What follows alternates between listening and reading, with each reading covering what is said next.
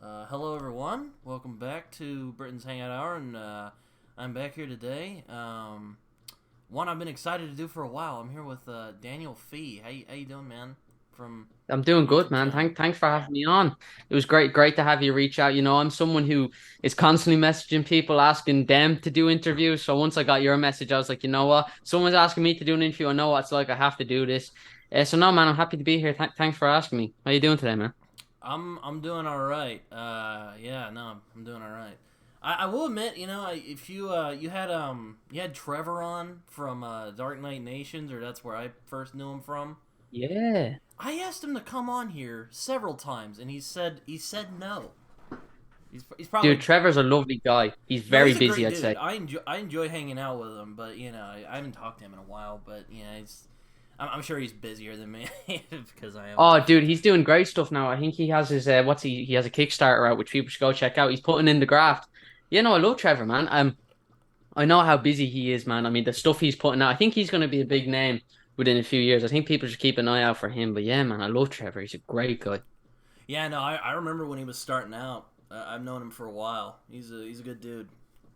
Yeah. Um, yeah, I mean, you're an interviewer. You run a YouTube channel. You've talked with a lot of people, and I'll admit I'm a little jealous because you've talked with a lot of people who I admire, like Jeff Oh, dude. Lemire and as Craig Zoller and even Grant Morrison one time. That was crazy. How was that? That was my biggest one, man. Yeah, no, look, dude, nothing to be jealous about, man. It's just putting in graft, yourself. You have to start somewhere. I mean, I've had my channel 3 years. I started out doing comic book reviews for like a year. So that'd be all I'd upload. I'd upload videos talking about comic books, reviewing them, sending them to people. And then, I had kind of established some relationships with some people in comics, started interviewing. You send out 10 messages, you get five responses, you'll get four no's, but you'll get one yes. And then you just build from that yes. And I mean, there's not a day that goes by where I don't reflect on how lucky I've been. And like, look, you pull out some of the names there. Jeff Lemire. God, what pleasure it was to chat with Jeff Grant. And, Zoller. Zoller's the coolest guy ever, man. I really love Yeah, that no, guy. He's a fantastic. he's one I do hope to interview at some point. Maybe someday. We'll see. That's great. Yeah, no, man. Look, I mean, like when I first started out, it was like I was the biggest Grant Morrison fan in the world. I got to meet him when he came to Dublin, and like I Oh must have yeah, been Garth 10 or something. Ennis as well. That must have been fun. Garth, Garth's a lovely. Garth was I had a few dream interviews, and Garth was one of them. I met him at Enniskillen Comic Fest, which is it's a big comic fest here in Ireland. I got to meet him. My friend Paul Trimble runs it, and I asked Garth, "Would you have time for an interview?" And I was expecting a 5-10 minute interview, and Garth was like, "Yeah, I'd love to." And he was like he took time out of his day, and he said, I could give you 40 minutes, which was more than I could ever ask for. And it was just getting to chat with Garth was a pleasure. But no, Grant Morrison, you brought up there. That was probably the interview that got me noticed. It was the first time I was kind of put up on I started getting messages from people. I got tons of followers off it. Articles were reposting me. And I'll always be forever grateful to Grant because, like I said, Grant gave me that chance. I don't know what happened, but they decided to give me that chance, and I'm forever grateful to them. They're an amazing person, and it was just such a pleasure to get to have that conversation because, like I said, I've been following their work for so long. But yeah, Grant, you brought him up there. Not a day that goes by where I'm not grateful to Grant. But yeah, man, look, it's been a whirlwind. I've gotten the opportunities I've gotten. It's mad, and I'm so grateful for all the people because, like I said, like when people allow me to interview them, they're not gaining anything, right? And it's such a pleasure, and I truly love it. So it never feels like work. People always say, "Oh, you must work so hard." It's like I don't, not really. I'm It never sure. I feels mean, like if I'm you're putting in enjoying work. it, you're like, oh man, it's good. Yeah, I'd literally, I could do this forever, man. And it's great hearing people's stories, and I've just loved it. I've enjoyed every single part of it. I've been very fortunate.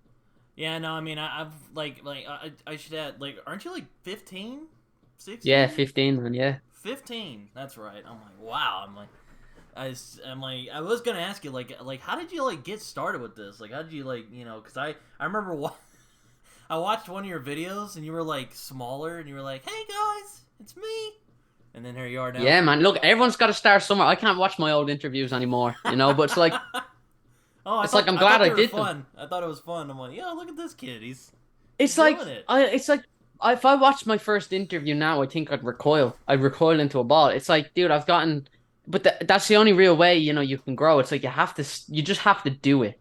And it's like I remember I heard a story from James Gray, who's one of my favorite filmmakers alive and a lovely, lovely guy. And he told me this story. I always ask people at the end of my interviews, what advice would you have for anyone looking to become a filmmaker or a writer, whatever they are? And he told me this story of when he met Sidney Pollack, who of course, the great Sidney Pollack. And he met Sidney Pollack and he said to him, what advice would you have? And Sidney Pollack was there smoking a cigar. And Sidney Pollack said, you just got to do. And James was saying, what? That's not, he thought it was the worst piece of advice. You just got to do. But for some reason, it stuck in his head. And the more he thought about it, it's like, it's true. One day you just have to do it.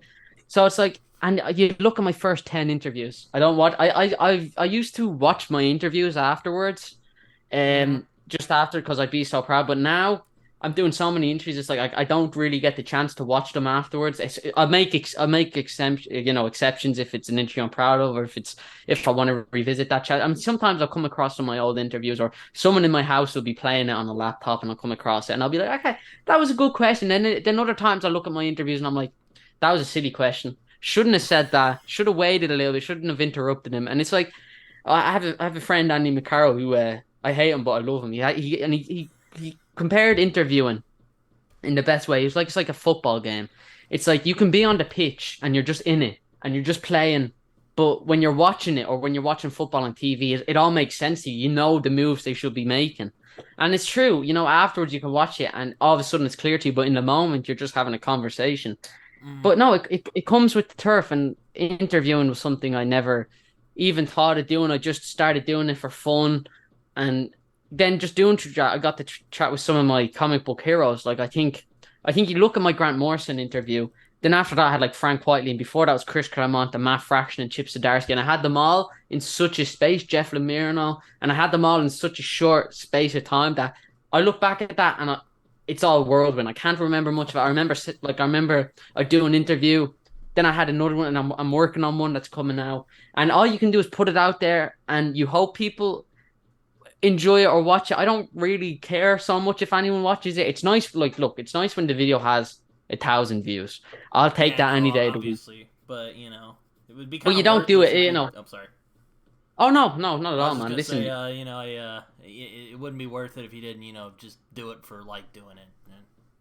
yeah, exactly. It's like I make these some interviews that I like I put them up and that's a bit of an inconvenience to me. Editing a description and making a title and making a thumbnail. I just do these interviews to talk to people and hear their stories of people I admire. And it's like I think, it's like once you have 10 names, you'd be surprised what you can get. If you have 10 comic book creators, if you have 10 filmmakers, if you just have those few you can jump off, it's like never be afraid to send that email. Because look, worst case scenario, you sent the message to ask me to do an interview. Yeah. Maybe took 5 minutes out of your day. Worst case scenario, I don't reply, and I was that's surprised 10 you minutes. followed me. I was like, oh wow, yeah, he's oh yeah. Yeah. Oh, dude, look, I follow back most people who follow me. It's always been mad at me when people. The idea of followers is a bit strange to me. It's like, look, if anyone feels like I have something that they want to listen to, it's like I'll follow you back. Like let's build a community. But it's worst case scenario, waste of 5 minutes, right? Yeah. But if you can just send an email or send a message, then what? That's 5 minutes gone. But if you get a reply, it's like, dude, this is how great is this? So you just have to keep working and don't be afraid to take the risk. It's a cliche and it's a silly thing, but for interviewing, it's like, I'll always send that email and message, man. But dude, I forget your question. I must have waffled about so many How did you different get things. started? Is what How'd I I get asked. started? Oh, dude. It was, well, we're 2023 now. It must have been 3 years since I started my channel. And like I said, I got my start doing reviews, talking about comic books and reviewing them. And there was a ton of people in Irish comic books who saw that, and I got to build connections and relationships with them. And so many people just through talking about comic books. And I think there was something about me being a little nerdy 10-year-old who had a squeaky voice sitting here on this table right here, sitting where I'm sitting right now, actually, and just picking up comment. And I'd upload like 20 videos a day. I didn't understand anything about analytics or, spacing out videos. I'd upload 20 in a row, and I was mad. But through that, I got to meet people in comic books, and then I just sent a message. I have a friend, Cal Dodd, who was the original voice of Wolverine in the X-Men animated Oh yeah, from series. the '90s one. Yeah, yeah, and he was I'd known Cal before that, so he was my first interview and talking with him over Zoom. That interview's still up there. I'll probably never watch it because I just don't like. I think not through Cal because Cal's one of the greatest people I know ever. It's just me, you know. I think it's like I know I don't like watching my own videos because I'm just like God, you know. Ugh. yeah, it's tough. It's tough. You know, it's like you're putting yourself out there, you know, and it's like if me and you make a view and we're putting ourselves out there, we're allowing people to be like, that was a good video. I enjoyed that. But then we're also allowing people to be like, this sucks. This is a horrible video. You Like should this not have made sucks. this. Like And like, yeah, it's like water off a duck's back. I have a thick skin about it, you know. I think interviewing is something I'm good at, you know, and I'm not. I hope I don't sound arrogant. I think it's something I'm not good at many things, but I think interviewing or just talking to people, that's something I found I'm okay. And I think this is something I can keep doing. But it's like, if, you know, it's like if internally you know that you're all right at this, whatever anyone else says, it's shit. It doesn't matter. It's like water off a duck's back. It's just yeah. words. It's bouncing off you. And you know, it's like being, you know, when I was young making reviews, seeing those comments. I remember like I made a deal with myself when I was very young. It's like none of this matters, you know, because these aren't the people I'm chatting to, and I've heard it from enough people who I deeply admire, and they've said such kind things about me. And just hearing that kind of gratifies you in a way where you're like, okay, I understand why I do this. And if the people I've gotten to chat with, they've all treated me with such a kindness. And like I said, man, it is just magic. But no, I got my start reviewing comics. Then I was like, one day I'd love to start interviewing people, start interviewing comic book creators. Hmm. The first comic book writer I interviewed was a mate of mine, Ethan Sachs, who writes Star Wars Bounty Hunters. I love Ethan. He's the nicest guy. I After haven't read that, any of oh his God, stuff. I think I've seen like because I mean you talk about two things that I or you've covered two things that I really enjoy, comic books and movies. So I'm like, oh yeah, there you go, man. this guy, and he's talking to all these people. I'm like, oh my gosh, how you doing it? You know? Oh, you like, dude, it's mad. And like, I look back at, I can't even remember my first 10 interviews. I'll give it a go now to list them off. I think it was Cal Dodd was my first one. I interviewed Will Sliney, who's is it dear, probably he's one of my heroes. He is one of my heroes still. He's a comic book artist from Cork. I remember I met him and he drew Chewbacca for me when I was a kid, and I really admire him. And it was Will Sliney somewhere between them. It was Cal Dodd. After that was Ethan Sachs. Then I want to say it was like John McCrae, who's another dear mate of mine. Uh, Somewhere in between. I interviewed Tony from Die Hard, one of the terrorists, Oh Andreas yeah, yeah, yeah. Wisniewski. And that was the first time I'd ever interviewed an actor, and I was freaking out. He is the kindest, sweetest guy, and I look back and I don't know how I managed to get him, but that was the first time it was like, you know, I love Die Hard, so Die Hard's probably one of my favorite films ever made, and like it's mad now I watch that and I see him in it, and like that's something I've never gotten used to, interviewing people and then watching their films or their things, and it's like this person who made that within their lifetime talked to me for an hour. You know, Yeah, and like it's crazy. yeah, like I've seen you talk to like or I'm looking through your channel now. Like you've talked to a lot of people. Yeah. I was like, oh my god! Like sometimes I'll be like writing or something. And I'll like be listening to like a conversation because I don't know. I just for some reason it gets me going. But like I've seen a lot Thank of you, them. I'm man. like, oh my gosh, where to choose from? You got like Frank Dude, that's great. Whiteley, and I mean I love All Star Superman. So I'm like, oh my gosh, Yeah.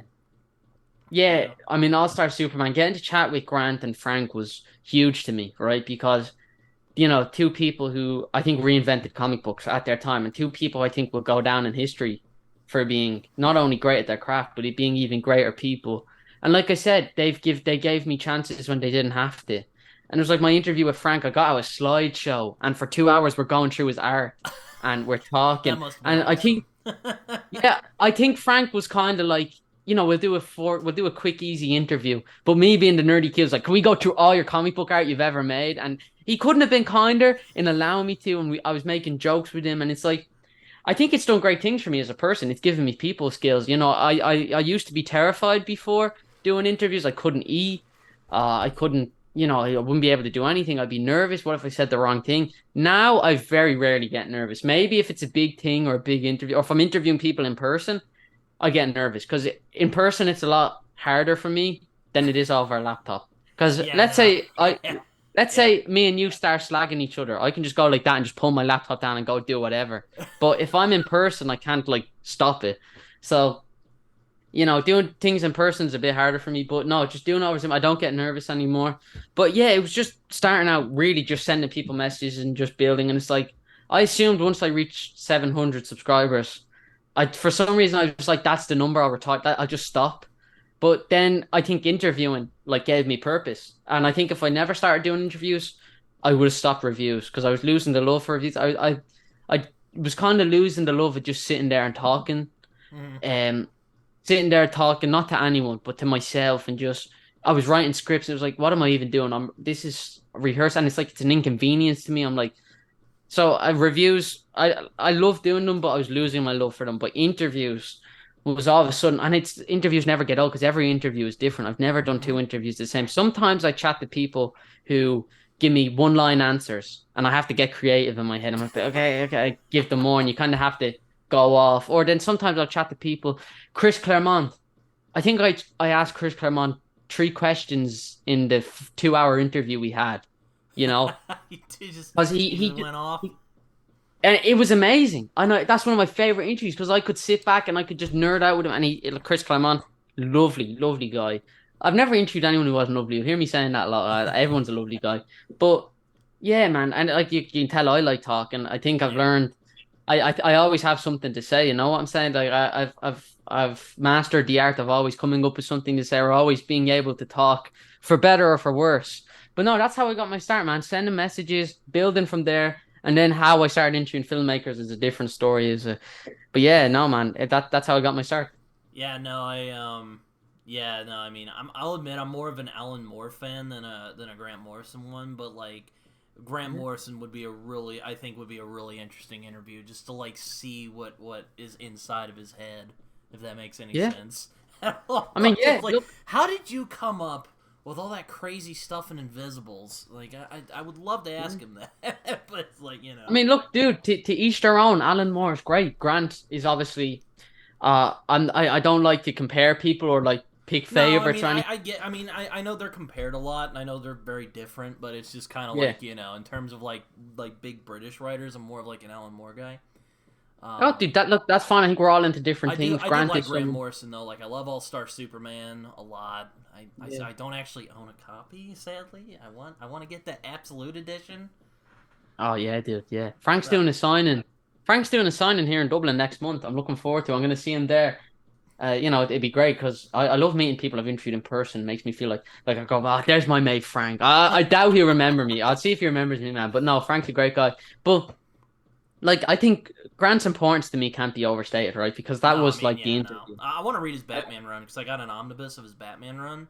So, I mean, yeah, I think Grant is one of the greatest writers to ever do it. And I think they're far too humble to say it.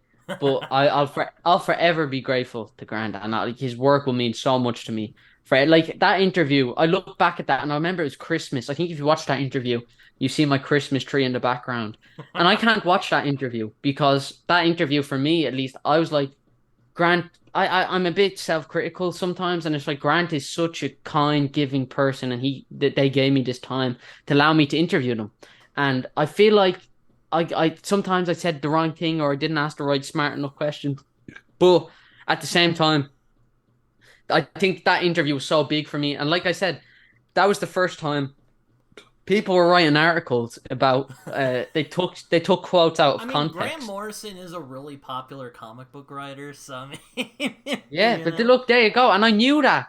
But naively, I was like, I don't know. I guess I never expected my videos to get any views. And it was like, people were taking quotes from Dan Didio. People were taking quotes out of context and using it to disrespect Dan Didio, and I found that to be so disheartening. And I was shocked and like, I hated it. I actually, and I don't like talking about what I hate, but I really hated the fact that people were taking this, excerpt and then using it in a defamatory way towards Dan Didio, who I tremendously respect. And if you watch the interview, you'll see afterwards we're like, yeah, Dan Didio, oh, he's a great guy. And the quote wasn't even a quote. It was just taken out of context and used presented in a different way. And that was the first time my channel it faced a lot of love, but it also faced that aspect. And I was like, for me, it was the most disheartening thing that's ever happened to my channel. I was sitting there like, how are you gonna take this out of context and put it up there? And I found that, and it was like, and people were like, oh yeah, and also this was he was interviewed by Daniel Fee. You should go check it out. And I was like, how can you associate my name with this? I was like so disheartening. I just Mm-hmm. found it to be so. Look, it was that aspect as well, and I like Grant is someone who I'll forever be grateful, and I cannot like I could literally sit here all day and talk about just how great and how much their work means to me, and I'll forever be grateful. And I remember preparing for that interview was like the most I've ever prepared for an interview. I mean, I was looking at all of his interviews every day. I'd dedicate hours to it, because I was like, but then again, it was also, I'll never forget the excitement I had before that. I don't think I've ever felt again when interviewing people. And that sounds a bit bad, but it was like, I was so excited to interview Grant that I couldn't sleep. And I was like, every day I was getting giddy and giddy. And then they were everything I wanted them today to be. But yeah, that interview I think is probably my most personally special one I've ever did because of what it done for me. Because all of a sudden, I was I was kind of taken a bit seriously. I wasn't the kid doing interviews. I was someone who got an interview with Grant Morrison, and people were looking at me in a different light, and I was getting messages. And was that how you came across me? Was it the Grant Morrison one? Um. Oh man, I don't even remember. Um. Well, I mean, I don't think I don't think it was to Grant Moore. I think it was something. Let me look here. Might have been because the Grant Morrison was when I got like that was probably my when I got the most messages and people reaching out. And but yeah, I look back at that and it's so funny, and I think it's like made me the interviewer now, and all the great opportunities I've gotten have come, from the kindness that Grant has shown me, and it's true. And I'm like, I hope one day I'm in a position where I can give that kindness to someone I else. think it But was actually the yeah, Garth Ennis one I saw first, because like I'm always, oh dude, yeah, the Grant Morrison, the Garth Ennis one, that was. I want to say that was after that was after the Grant Morrison one. That was I think May because that would have been when Enniskillen Comic Fest was. That was like what year was that? That would have been May 2022 or so. I don't even know. But yeah, I no, Gareth Ennis. I know it was funny because I you know I was I it's funny I like watching interviews with Garth Ennis because like he writes these kind of really like extreme comics and you just watch him and And he's he's just the like this sweetest guy. this You like wouldn't just expect the him to be. nicest just Yeah. very quiet mellow kind of guy and I'm like what and I really enjoy a lot of his works Oh, so I dude, think he's that's so how I sweet. found your channel first. Cool. Yeah, no, Gareth is so sweet. I met Gareth. I saw Gareth last month. He was at another comic fest, same Enniskillen Comic Fest by my boy Paul Trimble. Everyone should go check it out. I saw Gareth there again. I got to interview him and Jerry Finley Day, who created Rogue Trooper. Mm-hmm. Um, I don't know if you get that. Do you know 2000 AD over in the States? I know like of some of it. Like I know like Judge Dredd, I've Yeah, yeah, and yeah. like Rogue Trooper. Stro- Have you heard Rogue Trooper? I've heard of Road Trooper. I've heard of like Yeah, Stronium Dog yeah, is yeah. another one I think. I've not really read And a lot so, of 2000 AD, but I know it's like Marvel and DC over there. I'm yeah, a no, big fan of 2000 Marvel AD and is great. DC. I love 2000 AD. Yeah, but Gareth is doing Stronium Dog now. And Jerry Finley Day, who created. No, sorry, Gareth's doing Rogue Trooper. Did I say Gareth? Gareth's doing Rogue Trooper now, and Jerry Finley Day, the creator of Rogue Trooper, was at Enniskillen. So it was great to see Gareth, and Gareth recognized me, and I got to talk with Gareth, and because Gareth remembered me from last year, and like he's my dad's favorite comic book creator of all time. He's one of mine. He was like being Irish. It's like I have to get Gareth one day, and it's weird. Sometimes I have this thing where I just know I'll meet someone. I knew one day I'd meet Colin Farrell somehow, and I did end up meeting Yeah, Colin I saw Farrell. some of your like what was it? Banshee of like Banshees of Inisherin? Inisherin, I haven't seen that movie yet, though I love Martin one of the McDonagh's greatest films I've movies. ever seen. I Amazing film, I terrific, hope it's still terrific. on HBO Max because that's where I saw it was on there on my.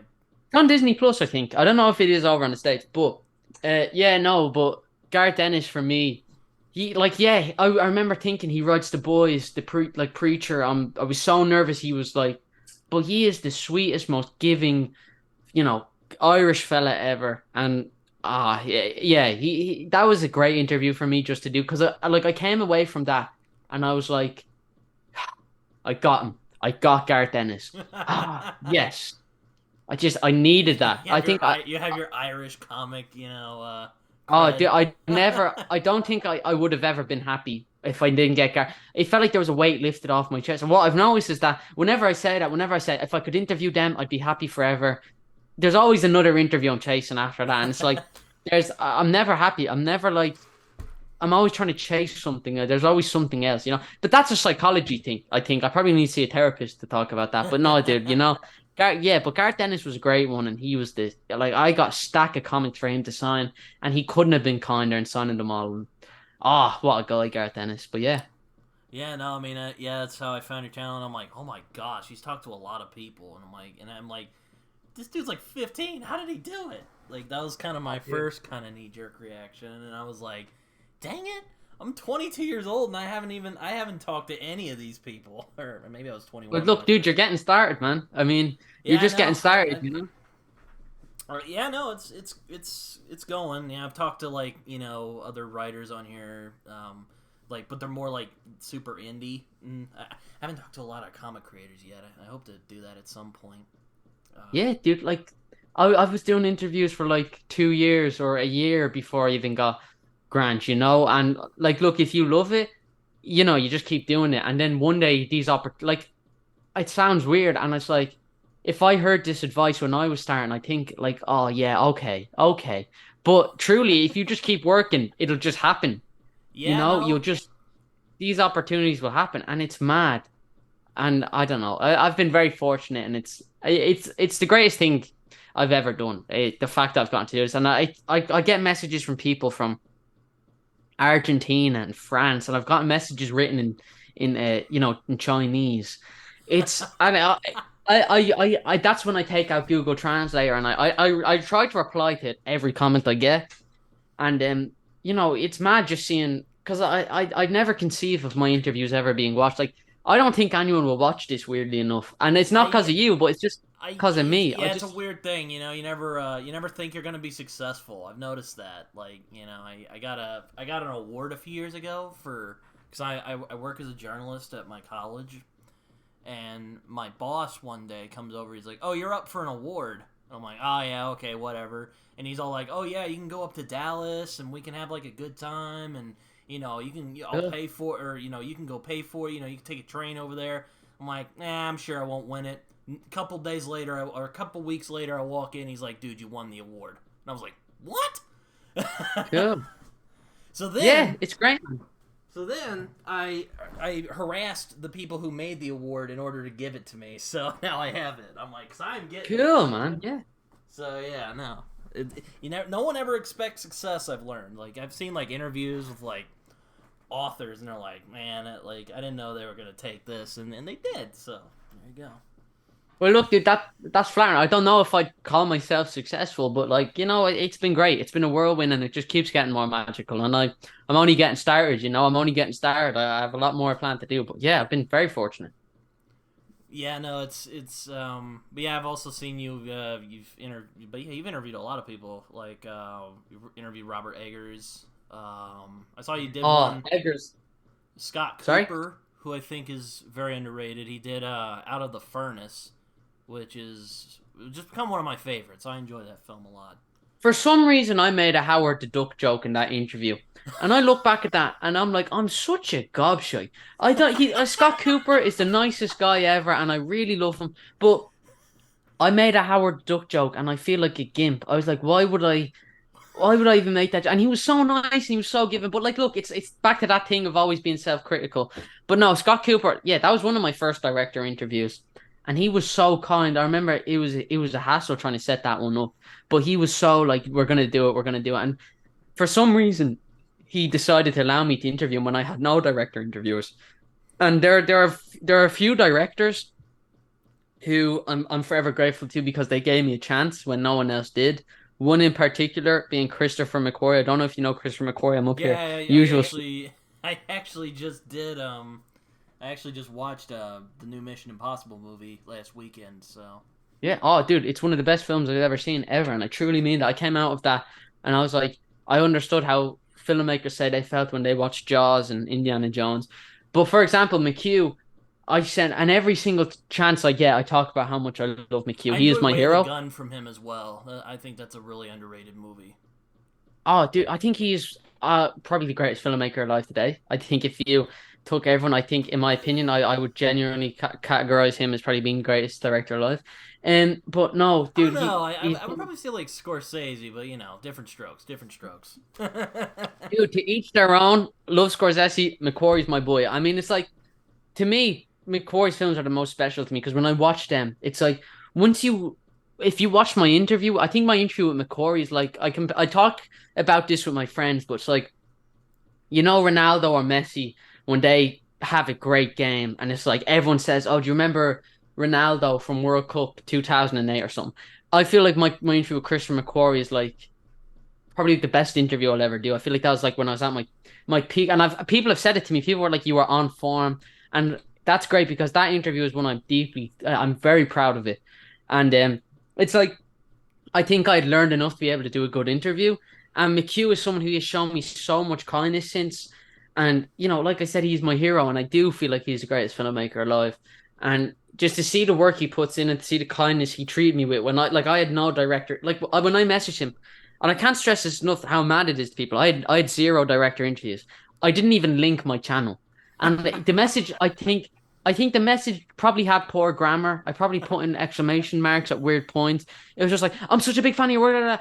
And for some reason, he was shooting in Africa when I got the email back. It was like, hey, Shooting in Daniel. Africa. He was like, Awesome. hey, Daniel. McQuarrie here. Yeah, just film in the next Mission Impossible in South Africa. And you know what? I'd love to do an interview. And the day I felt there, the way I felt, I talked about me never being as excited for the Grant Morrison one. I shared that with the McHugh one Mm-hmm. because I was so excited just to interview him. And, he couldn't have been kinder in just helping set it up, even though he was so busy. And I chatted with him, and oh God, that interview will forever be special to me. But no, McQuarrie is someone who I'm gonna work very hard so one day I'll be able to repay him for all he's done for me. I'm a great admirer. I really love that guy so much. But yeah, McHugh, love that guy. But yeah, no, there were some other people I got to interview. Oh, Duncan Jones was like my first director. I got to interview an Irish filmmaker called Paddy Slattery a few months before that. I love Paddy. He's one of Ireland's best right now. I love mm-hmm. that guy. Ever should go check that out. But I got to interview Duncan Jones. He was like my first. He was the first start of my director discussion series. Mm-hmm. And Duncan Jones is the nicest, sweetest guy. He's a That genius. must have been cool And talking to David Bowie's son. yeah, I mean, yeah, dude. He is certainly David Bowie's son, but I Oh look yeah, at no, him more I know as he's made movies too. I have not seen them. I feel like a really bad movie fan when I say that, but I haven't caught them yet. I want to. I oh, want to dude, see you should check Moon. them out. I want to see Moon Moon's so great. bad. Oh, dude, he's done a film called Mute in 2018, which I feel is almost even better than Moon. I think it's his best film. It's a film I really love. But yeah, he is certainly David Bowie's son. But in my as a filmmaker, I think he is one of, I mean, in terms of sci-fi, what he's done with the medium, one of the greatest science fiction directors to ever live. If you've seen Moon, I think you'll kind of concur with me on this. What he's done in that medium and how he's kind of reinvented it. And on top of that, just being a really, really sweet guy, a really kind, gracious person. When I got to interview him, I could really feel the kind of personality, and it was oozing off him. He had this kindness, this radiant kindness you could almost feel through your laptop Mm, screen. But yeah, Duncan Jones, I think people should admire. He's doing the Road Trooper for 2000 AD. mm. He's someone who I greatly admire. He's a What is he doing? Like a movie fantastic for Rogue filmmaker. Trooper? Or Yeah, oh, he is, man. It's in work right now, so I hope we get to see it. But yeah, Duncan Jones, amazing guy. yeah, no, it's yeah. I also saw you did Jim Mickle. I have a buddy who loves his film Cold in July. I have not seen it Yeah, yet, but I want to. I've heard it's really good. I also want to see a Sweet Tooth adaptation because, well, Sweet Tooth is one of my favorite comics of all time. I got the omnibus right here. yeah, Yeah, dude, it's it's great. Jim Mickle. I haven't Oh, you seen it. I've heard it's a bit different from the comic, but I'm not too picky about adaptations, so I'm curious on how they'll do it. Jim Mickle. Oh, dude, Sweet Tea, you should check it out. It's fantastic. Jim Mickle, he is such a great filmmaker. Cold in July. Your friend has great taste. Jim Mickle, one of the great. Yeah, dude, Jim Mickle is. Oh, he's unreal. He is so gifted. And I remember interviewing Jim. This was like me and my dad had watched Sweet Tooth together, and I was sobbing at Sweet Tooth. And getting to chat with Jim. Jim is the funniest guy ever. He was over in New Zealand editing, and the time difference was a full 24 hours forward. Oh my So, gosh. and I didn't know that. I've like master time differences, but I didn't know that the time difference was like 24 hours. So he messaged me and said, like, are we ready to go? And I was like, Jim, we're not, the interview isn't until tomorrow, buddy. And he was like, no, we agreed today. You got the time difference. I know, like, I'm making it sound like he was rude. He was so nice. He was so nice about it. He was I'm like, sure he was like, I, I what? he You was get like, he was like, mistaken. oh, but he was like, oh, buddy, you got the time difference wrong. But I'm bad at, and he was so nice to me. I remember I got the time, and I was a jacket. I got the time difference wrong, but he was so nice about it. And then I was like, could you give me half an hour? And so in half an hour, I got my laptop ready, set it up, and then we got to do the interview. So that interview was basically on half an hour. I mean, I'd already seen all of his films, so my research was done. But yeah, Jim Mickle, gosh, I love that guy, and he deserves all of his success. He is truly a genius. But yeah, Jim Mickle, what a guy! I love him. Oh yeah, he's one I've wanted to check out for a while because I'm like, oh, I like the idea of Cold in July. I Yeah, mean, I know there's a book. I like to read the books first, but I'm kind of like, oh, I want to see the movie too. Maybe yeah, someday. you should check it out, man. But yeah, no, yeah, definitely Sweet Tooth. I want to check that out at some point because, well, I love the comic, and yeah, it seems like Lemire's getting a lot of adaptations, which is nice. Lemire's so good. Lemire's a workhorse, man. The Oh work he's my putting. gosh, yeah, Like, I know. I was talking with some other friends of mine about him the other day, and I was just like, that dude is a machine. yeah, when I interviewed him, I was like, "Did you have any new comics coming out?" And he was like, "Yeah." And I was like, would you like to name it? He's like, I can't remember. I know I have some coming out." And then he had to pull out a sticky note. And he was like, "So this week I have." And the fact that he somehow took the time to let me interview him while he was so busy is huge for me. And, he is someone who, he's just such a kind guy. Like getting to chat with him. He's another I one I'd got to love to chat. talk to at some point. I'm just like, man, Dude, I'm I sure want you to will. thank you for making Sweet Tooth because that comic just, man. He's such a he's such a heartfelt giving writer, and he was wearing exactly what I'd imagine him to wear.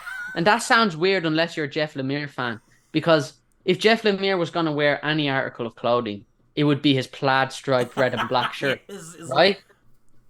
Yeah. But I was thinking that during the intro, and he brought it up, and I was like, I was going to bring it up, but I didn't want to be like, you're wearing exactly what I imagined you'd wear, Jeff, because that's a bit like, okay, dude. like come Well, off the wrong way. Yeah, yeah, I get yeah, you. no, dude, and yeah, but Jeff Lemire, he was so busy, and he fitted me in to allow me to interview him. So I look back at that interview, I really had a great time chatting with him, and he is like I think he's going to go down as one of the greatest comic book creators to ever do it. Like that is true. Like I actually don't like I've never thought about it before, but I don't think you can argue that Jeff Lemire is not one of the Certainly greatest one of the comic book best of creators. our No. generation. I think so. Yeah, for sure, man. But yeah, Jeff Um, Lemire, he was amazing. yeah, He is no, I amazing. mean they just made like a Essex County show, which I haven't actually read that comic yet. I do want to. I'm so happy for him, like the fact that he's doing all this, and no one deserves it more than Jeff. So yeah, Yeah, it's no, he's got great, some and properties that could make good shows. yeah, Yeah, no, it's yeah, like I could see like Gideon Falls turn into a TV show, though there'd probably be a lot of people who are like, oh, it's like Twin Peaks. yeah, Yeah. and I mean, even in his property stuff, I think he's done. He works with Andrea Sorrentino a lot. I don't know if I'm pronouncing that right. They do great stuff together, and but he's done. I remember he did a Batman and Robin miniseries, which I adored. And it's I think he just understands people to such an extent in Mm-hmm. such an honest way. So, yeah, Jeff Lemire, love that guy. He has a way of being heartfelt without being like sappy. If that makes sense. That's what I like Dude, about his yeah. work. Well, look, dude, I'll cry to just about anything, but Jeff Lemire knows how to make me cry in comics, man. He's a Yeah, I great. know. I'm like, dude. I remember the ending of Sweet Tooth. Like, it takes a bit to get me to cry, but I was just like, oh man, I just want to put Yeah. the book. I'm like, I want to put this down, just walk outside and just like look at the or just like bathe in the sun for a while. Yeah, he's a genius. Like I think I interviewed him within like I interviewed Grant Morrison and Matt Fraction and Chip Zdarsky within like 10 interviews of each other. I think it was during Christmas because I was on a mad one at Christmas, man. I remember. But I look back at that period and I'm very grateful to all the people that got chatting. I think I just had so much fun doing it. But yeah, yeah, there you go, Jeff Lemire, fantastic writer. Yeah, no, yeah, I saw you've done like Chris or not Chris, Chip Zdarsky, which I'm like, Chip Zdarsky was so fun for me, man. Chip Zdarsky, because it was like I followed him for so long, and he was like such a character on social media. He was so funny that once I had him on, I remember I made it. Me and him were just joking and laughing, and it was like that was such a great interview for me because I couldn't believe I was making jokes with Chip Zdarsky. I look at that and I'm like, this is so cool. I can't believe I'm just sitting here cracking jokes with Chip Zdarsky. But you yeah, know, Chip like, Zdarsky, I'm sorry. great I guy. mean, I remember like I read some of his like funny comics. I read his Howard the Duck. I'm like, oh yeah, okay, this is fun. And then I started reading his Daredevil. I'm like, oh, okay then. Really good. He's a jack of all trades, man. I am not. He is I like, did not know he was capable of that, but okay, oh, I think the good work on he's you, doing, man. man. Yeah, dude, he's terrific. And he's just the funniest guy ever. And it's like comedy's so hard to do. But I don't know what it is. I think he just has this naturally great wit. But him and Matt Fraction are like two people who I can see why they're friends because they're two people who are so giving and so nice to me. Matt Fraction as well, who is like, gosh, what a guy, man. He is so like that's one of I look at that interview and just the way I think I look back at that and I can see myself as being a bit of a I was a bit nervous and I was a bit trepidatious. I didn't want to embarrass myself. And then he tells me this story about alien poop and this idea he had. And I remember it so vividly. I could take a deep breath and I could just relax because this was a guy who was making poop jokes to me. And it's like that, these were people who I think they treated me like I was something more than I was, which is why I look back at all these people and I am like, I am immensely grateful. And it's like, never take any of it for granted. Like I could not imagine being able to do an interview all the people that I have and not taking a breath and saying, okay, wow, like that was I was very lucky to do that. And like it's all been luck. I have not I don't think like these opportunities were like yes, of course they should have happened to me. I think I was just lucky, and I think it's like it's hard for me to be a pessimist. It's hard for me to say with a straight face people are inherently bad because people to me have been inherently great. And at 15, I've been given all these amazing opportunities that it's like I probably didn't deserve. But for some reason, they treated me with kindness. And that's why, I think it's easy for people to say, oh, people are cruel and they're mean and they're vindictive. But it's like, none of that means anything when Matt Fraction is making poop jokes to me, because that's kindness. That's But funny. yeah, I discovered Chip Zdarsky from because he did the art for Sex Criminals, and I'm like, yeah, oh, he can write too. So I was like, oh, okay. they're all so gifted. I think they just like made them in a lab or something. They're all just really great creators. Yeah, I know. I mean, yeah, but again, I was like looking through some of your videos. I'm like, oh my gosh, just so many people. I'm like, you've talked to like, ah, I mean, I watched your Jason Aaron one because I really like Jason Aaron's stuff. Yeah, that's one of the interviews I don't think I can watch because I think I did a bad job. But Jason Aaron was like huge for me because he was my 10th. He was like my seventh interview, and he was such a big name. That interview was one that's also deeply special to me. And Jason Aaron, what a sweet guy. I think he's like, I remember interviewing him and he put me in his newsletter, which I was freaking out about because that was the first time I'd ever been put in a newsletter, like with his new projects. And he was like, he said like when I was 13, I didn't even talk to people, but and he was just so nice to me. And I think in that interview, I had a squeaky voice, and I was like, I think you could see my prepubescent mustache growing in. It's a bit of a rough one for me to watch. But Jason Aaron was the sweetest, kindest guy. And I remember the day before reading his comics. That was why I did interviews because the feeling, the butterflies you'd have knowing you're going to talk to this person tomorrow made everything worth it. So Jason Aaron, oh, I really love Jason Aaron. That interview was one that for me, that was like the first time I realized that I could actually talk to these people. So Yeah, exactly. that was a formative interview for me. But I love Jason Aaron. Yeah, no, it's always funny because he's written like Scalped and Southern Bastards, which are kind of like these like really hard boiled, like tough guy, type For of sure, things. for sure. And then you see like an interview of him, and he's just like, "Oh, hey guys, what's going on? Check out my Love beard." him. Love. I'm like, dude, this Oh guy's yeah, I love Jason Aaron, man. And he's a glorious beard. He's a great guy. He's a glorious beard as well. That's true. yeah, no, it's. Yeah, I mean, I'm just gonna say, I'm sure you feel very blessed to be doing this. Dude, you have to. It's the greatest thing in the world. And like, look, man, you're just getting started out, but I think if you love it, there's like truly no limit to what you can do. It's like, look, I think I've had great opportunities, and that's why I can confidently say, anyone can do it.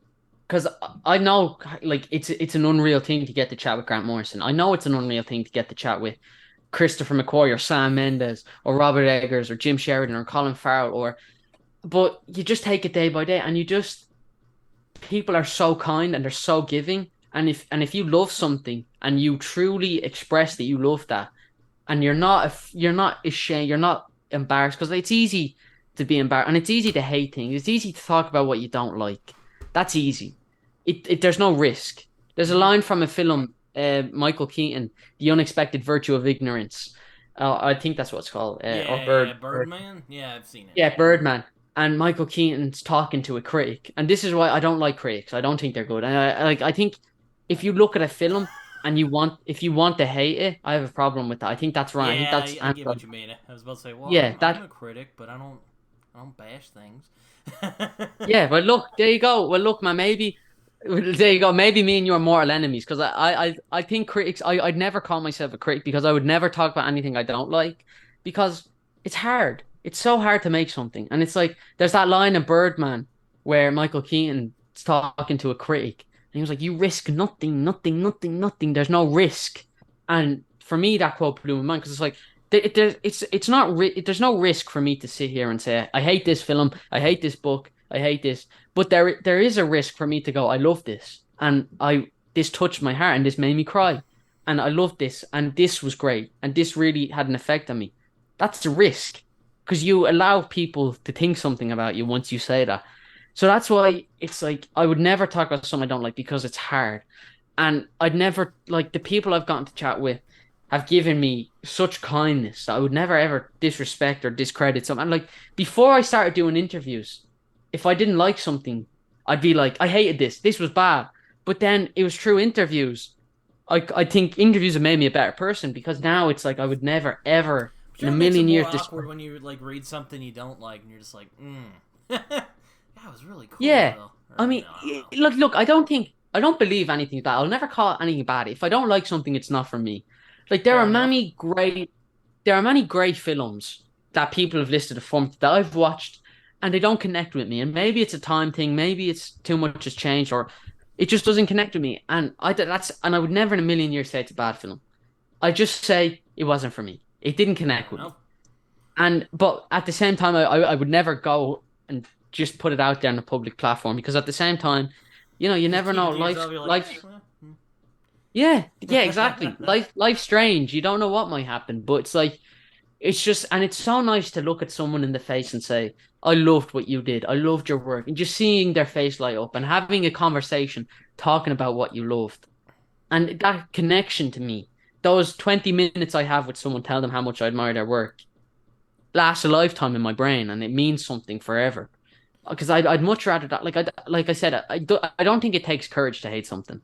It does take a bit of courage to love something, because it's hard, and you kind of, I think inherently as people, we care what people think about us. And like, I'm the first to say I don't care what anyone thinks. I'm going to do my own thing. But it's like I hosted a panel for An Irish Goodbye, which was an Oscar-winning short film, and I got to host it. And Ross and Tom Berkeley, my two people, I traveled over Ireland with them. I've met them 5 times. Those two guys, I say, are going to be the next big. They're going to be the next Coen brothers. I cannot. They did a recent short Galway film flag called Golden West. They're two people who are going to be. You should look out for them. They're fantastic. mm-hmm. But There was we hosted a Q&A in the Lighthouse, which is a great one of my favorite cinemas here in Dublin, and there was like it was like 200 people in the room watching me when I had a microphone in my hands, and I have a recording of it, and I actually afterwards I had a great time, and I was up there, and so you don't have time to be nervous, you're just speaking, but it's like I could sit here and tell you I don't care what people think. But I was terrified when Ross and Tom were introducing me in front of 200 people. My heart was beating on my chest, my palms were sweating. I didn't know what to do. I didn't know what to say.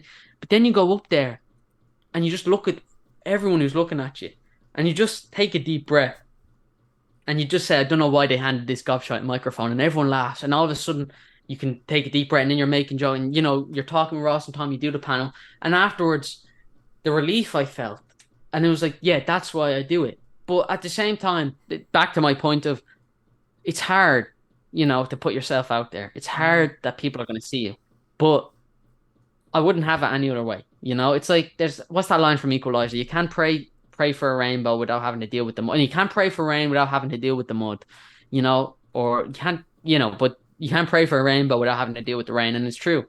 You take them both at face value, and the good will always outweigh the bad. And I truly believe that. And it's gotten me this far. It's like no amount of bad can ever mean anything to the greatness I've gotten to experience. But to say I'm blessed is an understatement. I cannot articulate how grateful I am to everyone. Every single person I've gotten to interview, I'm indebted to for the rest of my life. I truly believe that there's nothing I can ever do to make up for it, because no one gains anything from chatting with me. No one's gonna. The Academy don't watch my videos and say, "We'll give that guy the Oscar next." The Eisners don't watch it and say, "This guy deserves an Eisner," or "This guy or girl deserves an Eisner." It's like no one gains anything. They do it because they're kind. And it's like I've interviewed over 100 people, and these are 100 people that I've sent messages to. So these are, by default, 100 kind people, 100 kind, giving people. So yeah, to answer your question, humans are inherently good, which is what you asked me. You didn't ask me. You asked me that's why we're here. But no, yeah, blessed is an understatement, buddy. It's been a whirlwind, and it just keeps getting more magical. And the opportunities that are like I'm even getting great opportunities now, and I can't wait to see where it takes me. I had a plan when I started, and that plan is just it just took its own way, and now I'm doing many different things I never even conceived of doing. Never imagined I'd do any red carpets. Never imagined I'd host a Q&A. Never imagined I'd do any of this. And these opportunities keep coming, and it's so magical, man. But yeah, blessed beyond words, brother. Blessed beyond words. So this is sort of a kind of aside, but so are you like homeschooled since you're 15, you're doing all this stuff? Like, do you? No, I'm in school, man. Oh, Yeah, you're in I'm in school. school. I'm off for the summer, man. Yeah, no, I'm in school 8 hours a day, man. Yeah, eight Oh, hours a okay. day. Come home, I get was up at night. curious. I'm That's what like, I do. Yeah, I do. I do interviews in the evening, which is great because time difference. So I can just yeah, pump out yeah. interviews in the evening, go into school the next day, and it's great, man. And I think that's probably where some of my freedom comes from. It's my parents. My parents are the greatest people in the world, and without them, like imagine if they said no to when I said I want to do interviews downstairs. None of this would have ever happened. I wouldn't be here right now talking to you. I wouldn't have gotten half these opportunities. And like, I think I'm very hopeful for my future. I'm very optimistic because I think if I just keep working the way I am, I feel like I could do some special things. And it's not arrogance, but I have a belief in myself. And I think You have if I keep confidence. working, confidence. There you go, man. I think you could ask anyone. I'm not many things, but I am confident. If one thing I am is confident, maybe when I even shouldn't be. But no, man, like my parents allow me to do these interviews. Forever grateful. Then my sister allows me. When I scream the house down, it's right over here now. It's like 10 and 10 p.m. here. They allow me to scream the house down. So yeah, it's my family who look out for me, and I'm forever grateful to them. But no, yeah, I'm in school, man. I'm off for the summer now, but I'll be back next month. But no, not homeschooled. I'm in All school right. eight, I 7 hours a day. So like, I mean, there's some people I'm like curious how you got like Zoller, because I know Zoller is kind of like I wouldn't call him a hermit, but I know he doesn't use a lot of like social media.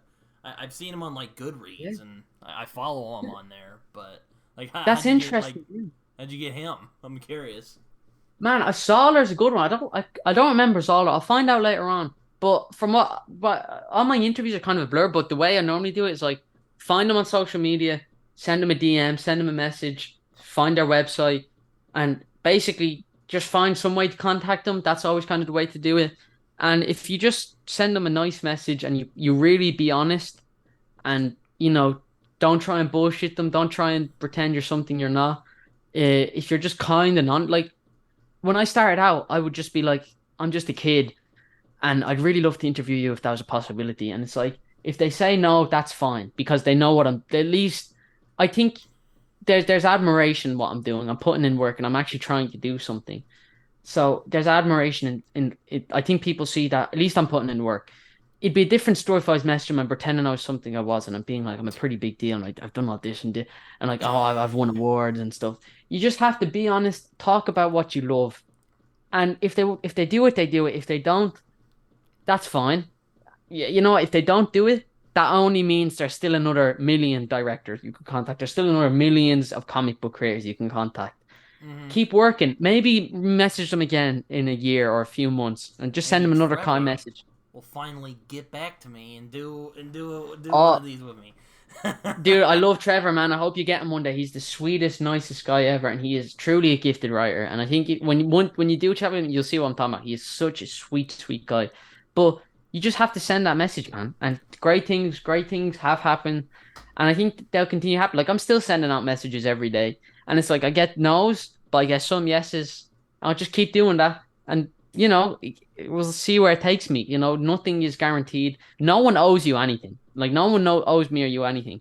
Mm-hmm. There is never, no one should ever. I mean, I like look as an interviewer, me and you, we kind of when you send a message, it's like if you send a message to someone with 2 million followers and you send a message to someone with 20 followers about asking to do an interview, the person with 20 followers is more likely going to reply.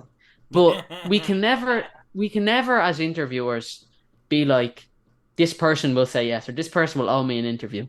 Because no matter what, if anyone ever does an interview with me or you, it's an inconvenience. It's automatically an inconvenience to them. So you have to look at it and it's like, no Like this one, I don't fucking think, guy's coming to me and asking me for an yeah, interview. it's something like that. Like they are automatically inconvenient. So it doesn't start like this could go any way.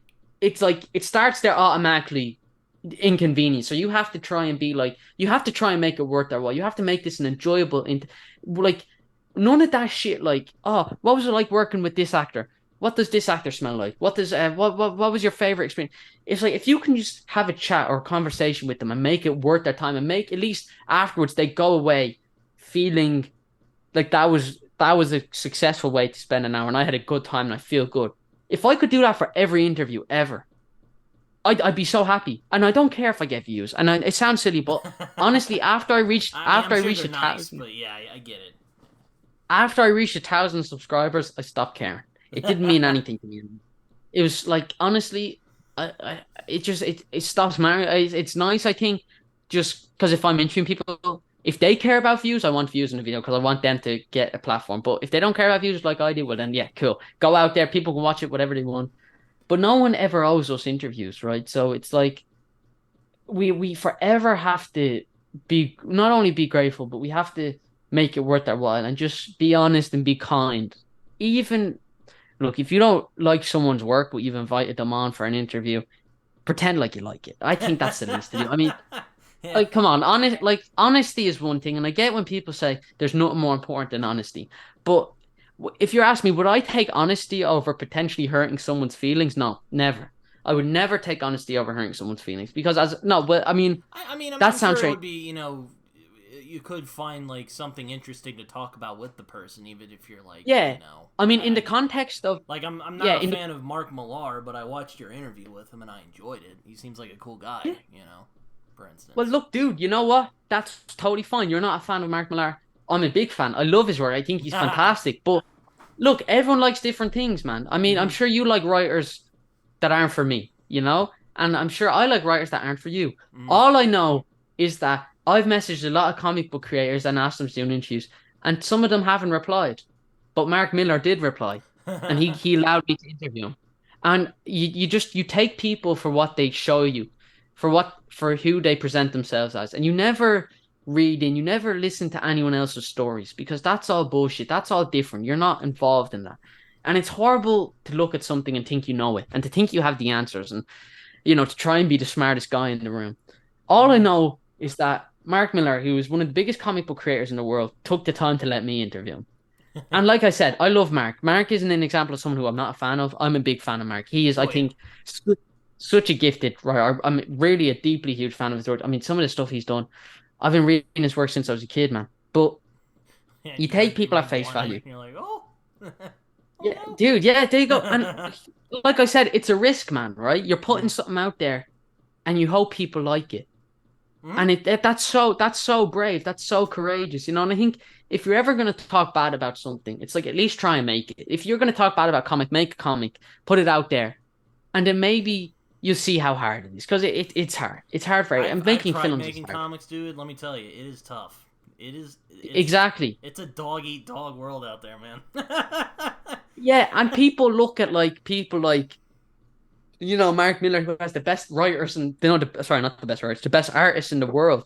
And it's like, yeah, well, it's easy for Mark when he's the best artist in the world. It's like, dude, do you think he always had the best artist in the world 20 years ago I when he mean, was yeah, starting out? that's It's something I like, dude, always think about when because I'm also a writer, so I always try to think about that even when I'm writing something or when I read something I don't, or if I watch something I don't like, I'll be like, it was probably really tough to make that. So I respect that they put in the effort to make it. it's Because like like, Joe Carnahan. Joe Carnahan, who's a great filmmaker, I love him, he's a mate of mine, has this quote. I think he got it from somewhere. It's a famous quote in Hollywood. It's like, someone sweat, tears, and blood to make the shittiest film you ever saw. And it's true. No one ever wants to make a bad film. You know what I'm saying? No one ever wants to make a bad film. But it's like I would never. And back to my point earlier, I said it, and I said I would not. I would take not hurting someone's feeling over honesty every time. I mean that in the sense of interviewing people. mm, Honesty in filmmaking is, I think, when it comes to filmmaking, honesty is the most important thing there is. When it comes to mm. life, there's nothing more important than honesty and putting in work. But when it comes to me chatting with you, or when it comes to you chatting with a writer, I mean, it's if you're like interviewing, if you I would do, prefer for both of us. No, sorry, yeah, no, I'll just say this. If I'm interviewing someone, I would prefer to come out of it having made that person's day better. Because, mhm. like I said, interviewing is an inconvenience. I would prefer for them to leave, turning off their laptop and going, that was a good hour, and then walking away. And maybe we'll we'll become friends or something. And it's like, look, when I get to meet people I interview in real life, sometimes they're like, oh, Daniel, how are you? And it's like, for me, that's amazing. Because it's like, okay, well, obviously I had that effect on them. And sometimes I interview people, and the greatest compliment is like, you don't ask questions like everyone else.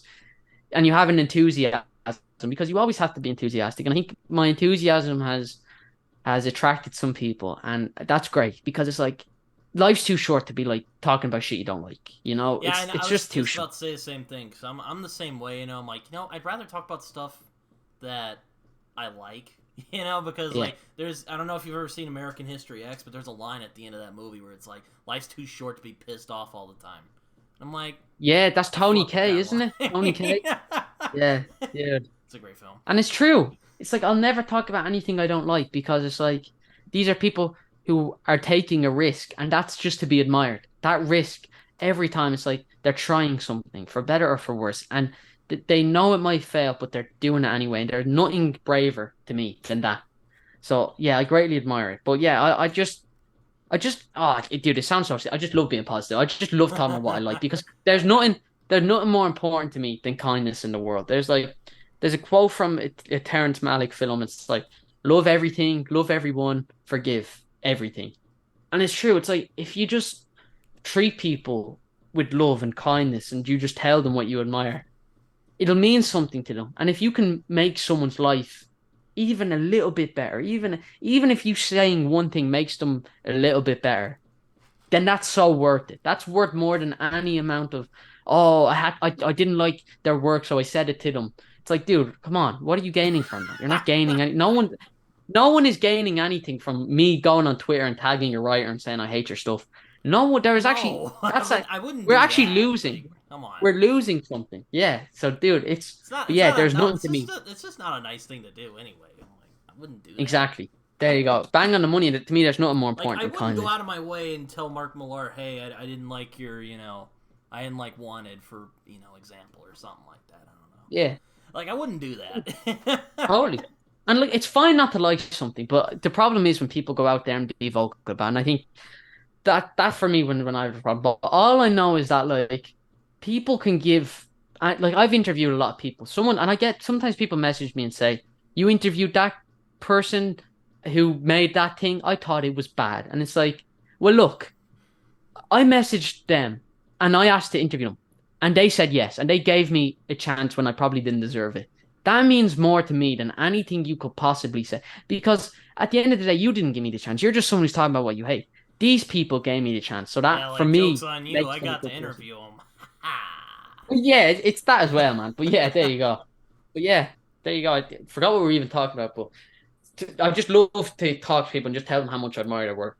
I guess I'll ask you one more question here. But what have been like some of like I know you already mentioned like Grant Morrison, but like what are some interviews like you've thought about them or you've thought back and like man that was really fun, or like favorite interviews I guess is a better way to put it.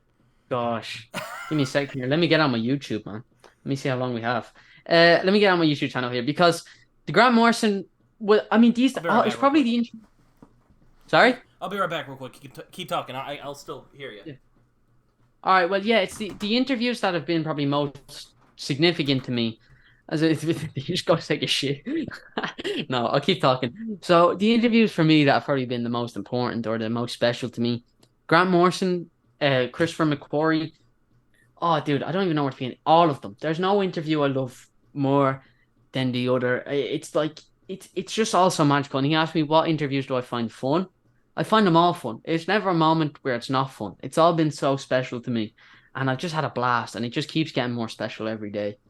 But yeah, there is no one interview I value over the other, or not one that I favoritize over the other. It's all been a blast, and I hope I get to keep doing it. And I hope I get to meet more people and interview some more of my heroes. Oh man, sorry So about that. Robin, no worries, dude. You know when you have to go, you have to go. Yeah, When I I was know. interviewing, It's happened to me before. It's not fun. Grant Morrison, just to make you feel better, we both took a piss break like an hour in, and I cut it out. We were talking, and he's like, and they were like, I need to go to the toilet real quick. He's okay, and I was bursting as well. I was like, yeah, dude. We ran back. We just kept talking for like another hour. But yeah, no, I was talking there. There's no one interview I love over the other, man. It's all been so special to me, and like obviously McHugh and Morrison, but everyone, man, it's like it's all so fun. I've never done an interview that was like, oh, that was a drag. I'm glad I'm finished that now. And God, I I hope like not. sometimes I look at them and I'm like, wow, I forgot about that chat. That was a good chat. I'm proud of myself in that chat. And it's like I was talking there about being like, oh, I can't watch that. I can't watch that. And on the one hand, I feel like that's kind of discrediting me because I'm so proud of myself for the chats I've done, and I'm so proud of the version of me that was nervous before the Grant Morrison chat and still did it and still pushed through.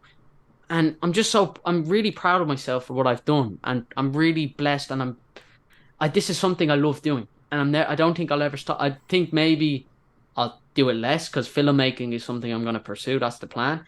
Hmm? And Yeah, I but saw I just you. I saw you posted on like Instagram or somewhere. You were like, "Oh man, Joe Russo invited me to this thing," and I was like, "This man." yeah. I'm like, I Oh, gotta dude, interview this dude. I cannot believe I haven't talked about Joe Russo. Yeah, Joe Russo, the one of the greatest filmmakers alive, invited me out to LA, and a few months after the strike, they shadow him on set, and he invited me and my dad out.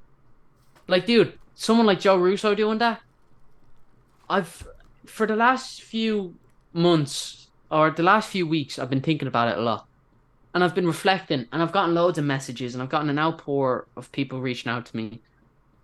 How special is that Joe Russo did that for me without gaining anything? And it's like, for me, that I feel like that puts a responsibility on me to be someone worth being. So I made a deal with myself. I'm going to work so hard that one day I'll earn that kindness. One day I'll be someone who deserved it. Because right now I'm just an interviewer. But it's like that installs such a work ethic in me. And Joe Russo, who I wish I could articulate how kind he is and how giving. It makes me emotional talking about it because he's such a special person to me. He Made one is of the greatest films of the past like couple years in Avengers Endgame exactly, and with he his saw brother, but something, still. and he saw something in me that I did not see in myself, and to say I'm grateful to him is an understatement. I will spend the rest of my life talking about how great he is forever. And I'll never take it for granted what he has decided to do for me. And he is someone who I wish I could I wish I could come up with the succession of words to use to describe how much I admire him and how much I truly love him. I really admire Joe Russo, and I'm forever grateful to him. But yeah, Joe Russo, man, it's mad. And I look at my channel, and it's all been crazy. And I've had the time of my life, and I'm just a regular person. I'm no one special. I'm not smart. I'm not good. I'm not good Oh, at come many on, don't things. say that. No, dude, look. But here's the thing. I'm not good at many things, but I'm good at interviewing. I'm damn good at it, I think. I'm good at talking to people. I found something I have a knack for. And Mhm. Joe Russo is someone who I love. I really, just really am so grateful to him. But yeah, man, there you go. Really admire Joe Russo. He's one of the kindest people I've ever experienced. He also made some great superhero films while he was at it with his brother, of Yeah, course. exactly. He's one of the greatest filmmakers alive. And I use that term a lot. He's one of the greatest filmmakers alive. But I think there's so many greatest filmmakers alive because it's like people like McHugh and Joe Russo and, Spielberg and Scorsese are people who are at the top of their craft and have mastered it. And people like me look at them and are like, one day I hope I'm like that. But yeah, I've said it a lot. I'm the luckiest bastard alive, man. Really. I'm the luckiest bastard alive. It's Yeah, been it great. seems that way, man. I'm like, I've watched some of your videos. I'm like, you know what? I would be so privileged to talk with any of these people, that you've interviewed Yeah. I mean, look, on man, your it's channel. Like Jeff, privilege is like one I thing. would love to talk to Jeff Lemire at some point, but I mean, I'm sure you would, dude. I never imagined I wouldn't. Like, look, privilege is one thing, but it's like I put in work, well, and it's yeah, like, no, I don't want to. Yeah. oh Is no, dude, privilege you're the not this. right word? I meant to No, say no, like, no, dude. Privilege is totally the right word. Like, I'm not insinuating you're discrediting me at all. oh, I'm okay, actually not saying that. I understand that I could come off like I'm not saying you're discrediting me, but it's like privilege. I've been given a privilege. I've been given a kindness that's been bestowed upon me by yeah, so many exactly. people. That's what I was But trying to it's say. like, no, no, dude, you're totally right. Don't worry about it. But the only reason I've received such a kindness was because I put in the work, and it's like people say, "Oh, they gave you that opportunity." It's like they did, but I sent that email, and I put in that work, and I tracked down their social media, or I did whatever, I set up and I talked to them, and I did research, and it's like that work. It is work, but it never feels like work. It's like there's a quote from Rushmore, and I live by it, and it's the pretty greatest quote I've ever heard. It's like, "Find what you love and do it till you die." I could probably do this till I die. Filmmaking is something I hope I die on a film set. I hope I'm shooting someone and I just hope I get a heart attack and I hope I just die. Well, that's going to sound weird out of context. Someone's going to clip that. But it's true. It's like I found something that I love truly and wholly with my whole heart. So I hope I can keep doing that. And I love it. And it's a whirlwind and it never gets any less magical. But yeah, it's look and work and anyone can do it. I'm 15, man, and I've done it. I I'm not know. special. That's what I'm like. That's what blew. That's what I'm like. Yo, this kid's like. I got to talk to this kid at some point because And I dude, just. there's nothing special about me. If you could even just see how I go on a daily basis, you would see I am not I'm not above anyone. I'm not specifically more gifted than anyone else. I've just learned how to talk to people. Like, look, I'd say you talking to me, you're probably you probably are better than me when I first started doing interviews. All you have to do is keep working, and I these mean, opportunities. I'm kind of like you. It took me a while to kind of get over that self consciousness, and also I go to school for journalism, so that's helped a lot. And it's like it's the most freeing thing when you make a deal with yourself where you're just like, well, fuck everybody. Like truly, just fuck everybody. Just do whatever. And it's like once you can, I mean, it's easy to say that, but once you make that deal where you're like, I don't care what people say, I'm just gonna do it. Because I got a lot of shit for having the channel, but none of that shit means anything when it's like I'm talking to people and I'm hearing their I am not stories. one of those people. I will say I am in awe. You have this channel. I'm just Ah, saying. dude, thank you, man. And it's like it's nothing to be not about, man. Because anyone, truly anyone can do it. I'm not more talented or more gifted. I'm No, I not. mean I just mean like I think it's really cool that you've talked to all these people. I'm like, Thank you, man. And you know what? what? So do I. And I'm the reason I can be so proud of my interview because it's not arrogant for me to say because no one comes to my interviews for me, I would be proud of that. To be honest dude. with you, I, I'm I'm not so proud of it. It's the best thing I've ever done. Well, I'm 15. I maybe haven't seen enough of the world, so but it's the far. greatest thing I've ever done. Yeah, but yeah, man, it's I'm just so grateful, and I really love it so much. But yeah, to answer your question, it's all been amazing. Yeah, no, it's some good stuff. Well, I don't want to keep you here for too long, but I'll ask you one final question. Are there Cool, man. like people in the future you would like to talk to? Like, I know you probably have like a lot, but is there Dude. like some in specific you were just like, man, I want to talk to that guy or Well, girl I sent or out. I like whoever. look, dude. I sent out like 5 messages today trying to get people. There's so much more people I'm always interested in. Some filmmakers who I'd really love to chat to. One that jumps to my head is James Gunn. I think that'd be a Yeah, really cool. Yeah, James Gunn, because of course I'd really love to interview him. Spielberg, Paul Thomas Anderson, um, those would all be I great. actually just rewatched There Will Be Blood the other day. I was like, Yeah, man, Magnolia is my favorite film of PTA's. Have I you need seen to watch Magnolia? that again because I started it and then I was like, I kind of bounced off of it, but I'm like, I want to watch it and give it like a proper try. I don't think I was in the Oh right my God, headspace when I watched it. it's it's truly probably one of the greatest films I've ever seen. But it's like the people I've gotten to interact with and talk to, and me, Colin Farrell knows who I am. Like Colin Farrell's been my hero since I was a kid. He was one I want to chat with. Macquarie is someone who I'd even dare to call a friend. We talk quite a bit, and I love McHugh. Joe Russo. I saw Avengers Endgame with the rest of the world, and I got to chat with him. It's like you can only take these things at face value. And now that I talk to you, it's like I hope your viewers and I hope you can see just how much it all means to me. I don't take any of it for granted because you never can. You and it's like I am constantly blown away by the kindness people have shown me. But to answer your question, there's new people every day, and that's what's so beautiful is that I'll never run out of people. People have said to me, "You should stop uploading so much interviews because you'll run out of people to interview." It's like That is I never nonsense. will.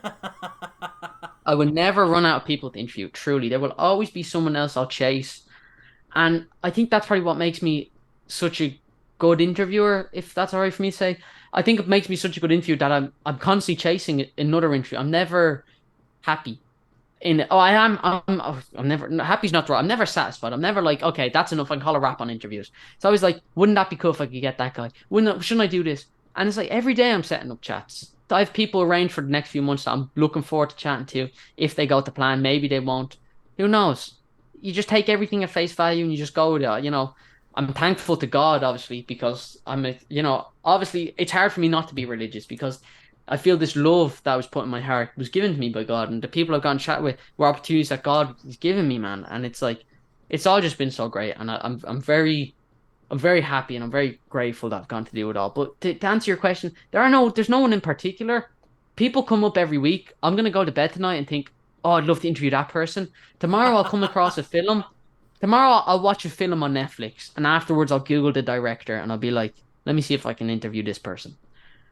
It just gets more magic every day, man. And I'm never gonna run out of people to interview. But to answer your question, there's so much, but also not many. But there's no, well, that's not true. There is so much, and there's Well, I people mean, who, I guess I meant like, is there like any particular? I'm like, man, I really admire this. Like, either it be like a comic writer or artist or filmmaker or whoever, and you're like, man, I'd love to talk to him someday. But yeah. I guess you already kind of just, Well, you no, I find. mean, dude, James Gunn as well, Denny Villeneuve. I'm not even saying that right. Oh my God, I'm kind of working on that. That might be something coming soon. If I Ooh, could pull that off, yeah, dude, if I could tell me about it, man. If I could pull that off, he's probably like he is like this generation's like Spielberg. I feel like he is the stuff he's doing. It's amazing. Paul Greengrass, someone oh I'm yeah, working, love the Bourne I'm work, movies. I'm working on that. I've talked to him a little bit. Sweetest guy ever. And like, look, even when I've gotten no's I got Paul Greengrass was busy. He wrote me I got the kindest no, like the kindest sorry, too busy. I get a lot of no's. Sometimes no's like no, too busy. Sometimes I get really kind no's. Paul Greengrass gave me the kindest no. It's very rare. Sometimes I get a no and I'll feel like I got a yes because I'll just be so happy that they wrote me. J.J. Abrams gave me the kindest no. Really, J.J. Abrams, I'll forever love that guy. He wrote me the kindest no. Martin Brest wrote me the most elegant, beautiful letter I've ever received as a no. And it's like, yeah, but there are a few names, certainly, like, look, Paul Thomas Anderson, Spielberg, James Gunn. Uh, Neil Jordan, an Irish filmmaker. He's like one of the biggest Irish filmmakers. Yeah, I yeah, he did. Oh man, what did he do? He did the interview with the vampire movie.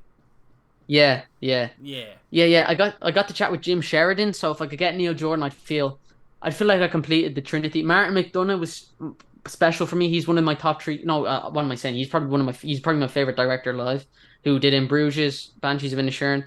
yeah. Colin No, all of his Farrell, movies are great. I haven't seen his newest one, but I love all of his movies. yeah, and it's like even some of the people. Like I got to interview the director. Well, I no, I didn't get to interview, but I'm good friends with the director of Daredevil with Colin Farrell, Mark Steven Johnson. I was talking with Mark earlier today, and like I would truly consider him to be one of the greatest people I know. The kindness he's shown me, and it's like I really love Mark because he helped me get in touch with and set up the Colin Farrell thing. But he's a really sweet, giving, generous person, and it's like these people have gotten to me. I would never even consider or never even occurred to me that I could, and it just it's just so cool, isn't it, man? Like, look, I have to I say to know. myself. So cool. It It's is. just so cool that I've gotten to do this, and I hope I get to do it. Like I got to go to the IFTAs and meet some people in Irish film and TV: Liam Cunningham, Kieran Hines, Stephen Ray, Carl Meany, and I got to like shake their hands, and I got to meet John C. Riley there. Got to meet. I was shaking hands, talking with John C. Riley, and Yeah. you know. Brendan Fraser bumped into me before and was like, "Me and you have to stop meeting each other like this," and yeah, like the life I've lived You're just like is normal guys, just like manage to find your way into this like oh I'm yeah. There's like interviewing a bunch I'm of like Jimmy really Olsen, man. I'm like Jimmy Olsen. Things just happen to me, and yeah. it's like take it all. It's like there's that great quote, and it's a beautiful quote, and I think about it a lot. But it's like take it all, beauty and terror. No feeling is final, and that's true. If you just let it all happen to you, and it'll pass. And Wasn't that in sometimes I'll do an Jojo interview. Rabbit that quote? Yeah, I think that's right. Maybe that's where I got it from. Cause Sam Rockwell. I'd love to do Sam. I love Sam Rockwell. He's probably one of my favorite actors alive. Another one I'd love to Yeah, he's interview. great. It's like, look, dude, if I could, so many people, You're but gonna use my like list grows every everybody. day, man. Everybody, and like, but by tomorrow, I could give you 10 more names. And by the day after that, I could give you 10 more, and it's like, I don't know, man. I'm hopeful, and I feel like I'm only getting started. I've got more in me. I've got more in me, boy. All right. Yeah, I'm like it's just yeah no that's yeah Yeah, yeah James Gunn, that would be an interesting one. Like, he'd be great, man. yeah no it's oh yeah no it's Well, listen, man, I've had a ball chatting with you. It's been fantastic, buddy. Thanks very much. well, I was just gonna say, well, I was, I don't want to get too sappy here, but you have, one of the things I really like about your channel, you just have this you have this very enthusiastic way of conducting yourself. Ah, So you have a lot of, it's gosh, clear man. you have a lot of passion for what you do. So keep doing what you do, man. This has Oh, been gosh, great. man. Thank you very much. That means a lot. And look, the same for you, man. It's like, I've looked forward to this for a while, so.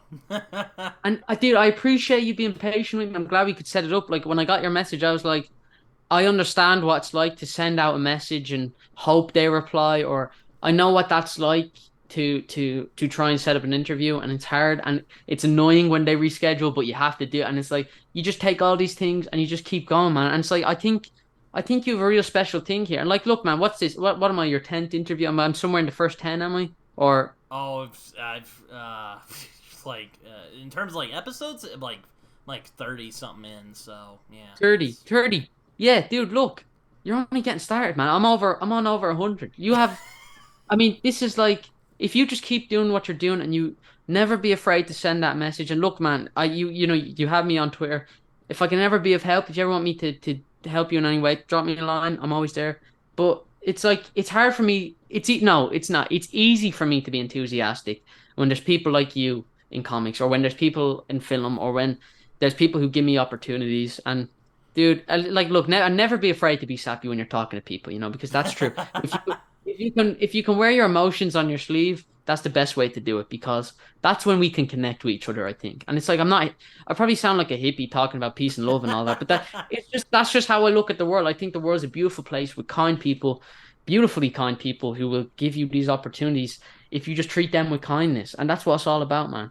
But no, dude, it's been fantastic. You have me on Twitter if you need anything.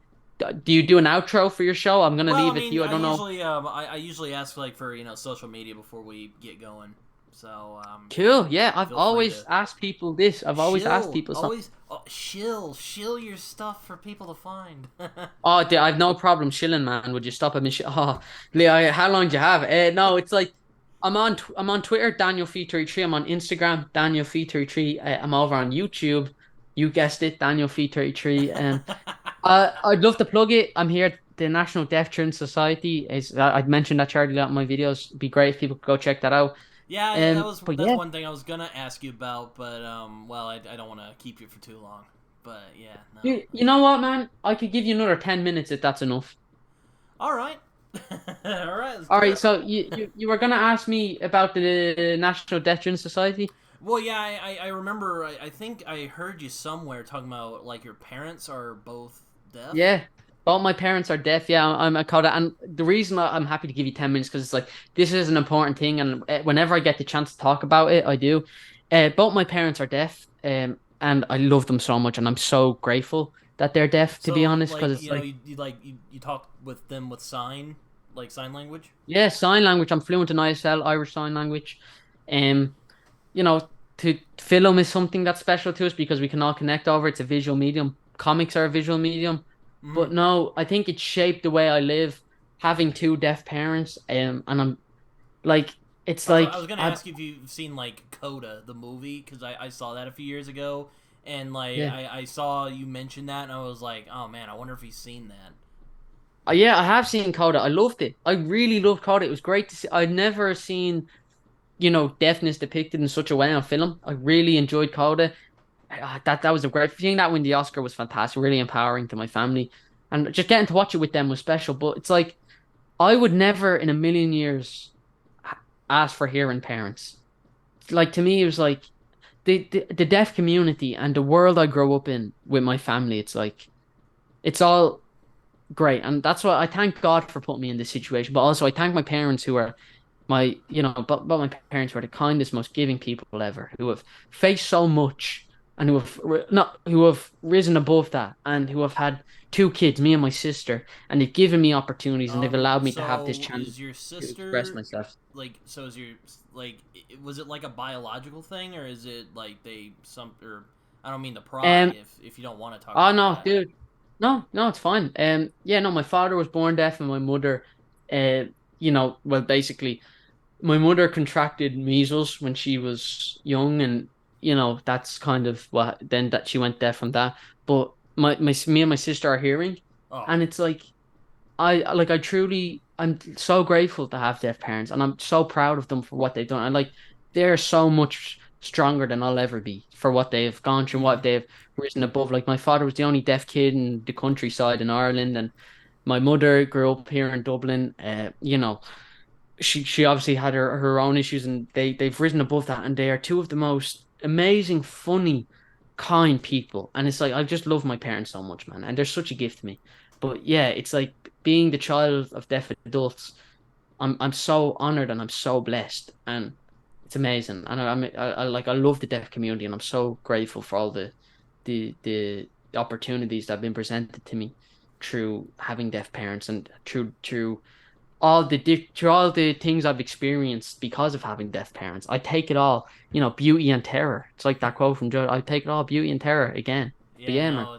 I mean, I actually have I have Asperger's or it's a type of autism.